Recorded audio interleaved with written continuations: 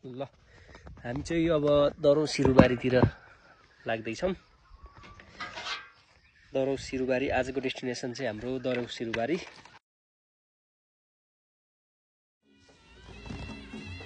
पहिलो होमस्टे सिरुबारी गाउँ, गुरुङ संस्कृतिको गौरवको ठाउँ। पहाडको काख, हरियाली छाया, स्वागतमा देखिन्छ प्रेमको माया। मिल्ने मुहार, मिष्ठान परिकार। त्यसैगरी स्याङ्जादेखि 2 जना भाइहरू आउनुभएको छ। उहाँलाई पनि यता स्थानबाट आसन ग्रहणको लागि जोड्दै यस कार्यक्रममा धेरै स्वागत गर्न चाहन्छौँ। यहाँको अतिथि साँच्चै अद्भुत उपहार। पञ्चे बाजा रोदी साँझ रमाइलो, संस्कृतिको गौरव बोकेको गाउँ रमाइलो। धूप जस्तै स्वच्छ चिसो हावा बग्छ, सिरुबारी आउँदा आत्मा नै रमाउँछ। नेपालको मुटुमा लुकेको स्वर्ग यही, प्रकृति सौन्दर्य र संस्कृतिले सिँगारिएको थलो यही।